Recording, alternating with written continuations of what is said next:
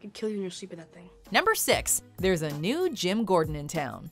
How many of you are there? Not enough. While he wasn't on screen long in the theatrical cut of Justice League, fans generally agreed that Oscar winner J.K. Simmons turned in a solid portrayal of Commissioner James Gordon. Too bad Simmons will probably never get to play the character in a greater capacity. Do you really think that... Oh, wow, they really just vanish. Huh? Oh, that's rude. Although Simmons expressed interest in reprising his role, and even said he was signed on for 3 movies, Gordon is being recast for the Batman. A special passport to get from the Marvel Universe to the DC Universe? Yeah, and I don't have it yet. The paperwork is in progress. On the plus side, Reeves has set his sights on an equally promising candidate to play Gotham's most dedicated cop. Go ahead. Erase my sentience, my mnemonic. Yes. Such clinical language. In September 2019, it was announced that Jeffrey Wright of Westworld was in talks to play Gordon. Wright all but guaranteed his involvement on Twitter. As for Simmons, well, at least he's finally back playing J. Jonah Jameson. There you have it, folks. Conclusive proof that Spider-Man was responsible for the brutal murder of Mysterio. Number 5, it won't have Joaquin Phoenix's Joker. Is it just me? Or is it getting crazier out there? Although Todd Phillips' Joker has been an enormous hit for DC and Warner Brothers, there are currently no plans for a sequel. This is the last time we'll be meeting. You don't listen, do you?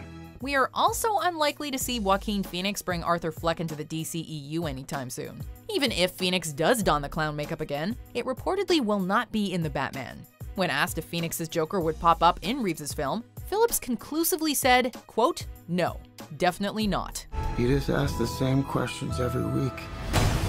Robert Pattinson wasn't sure how a crossover would work, saying, quote, "It's kind of a different world." Given the less than stellar reception to Jared Leto's Joker, it's safe to assume that he won't be in The Batman either. He's so intense.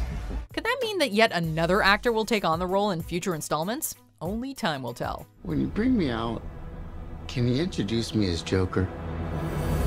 Number 4, Paul Dano is the Riddler.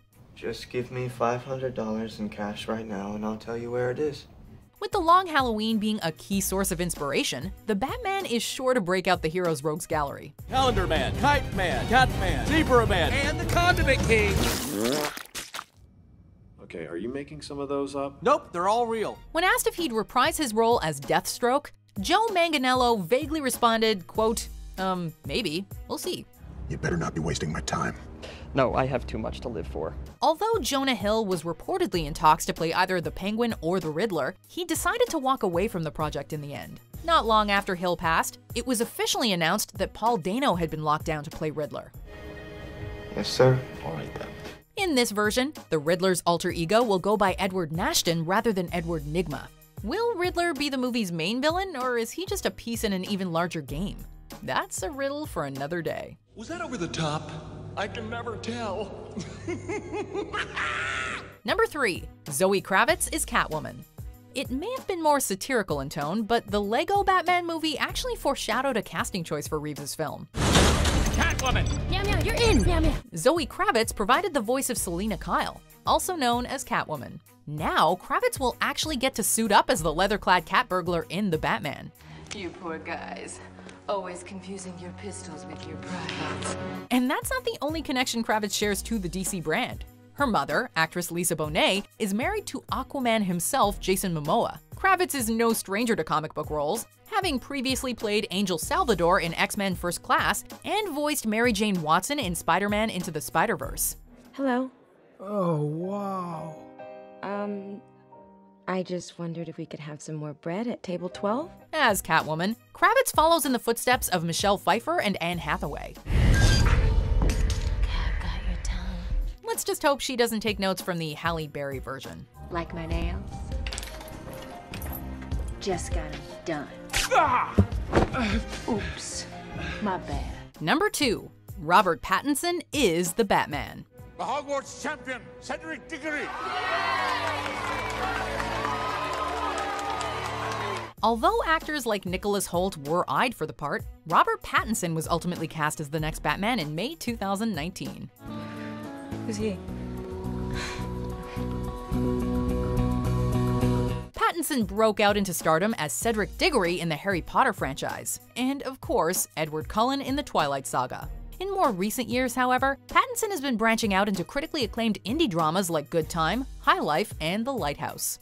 How would you like it if I made you cry, huh? Would you like that? One of the reasons Pattinson was drawn to this role is because Batman's not a straightforward hero. Shame on you, Shame on me? You're not helping. Shame on you. Shame on you. Actually, Pattinson went as far as to say that, quote, Batman's not a hero, but rather, quote, a complicated character. This could be hinting that Pattinson's take on Batman will be more of an anti-hero who hasn't fully developed a moral code yet.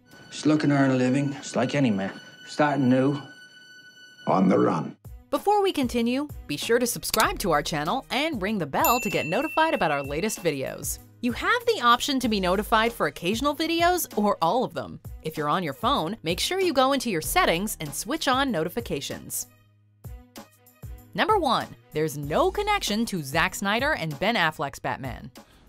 You know you can't do this forever. I can barely do it now.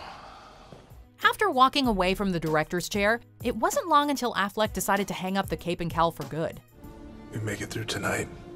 You can stay in the shadows forever. This paved the way for Pattinson to step up as the DCEU's new Batman. Since there's a noticeable age gap between these two actors, some speculated that Reeves's film may take place before Zack Snyder's movies. The world needs you.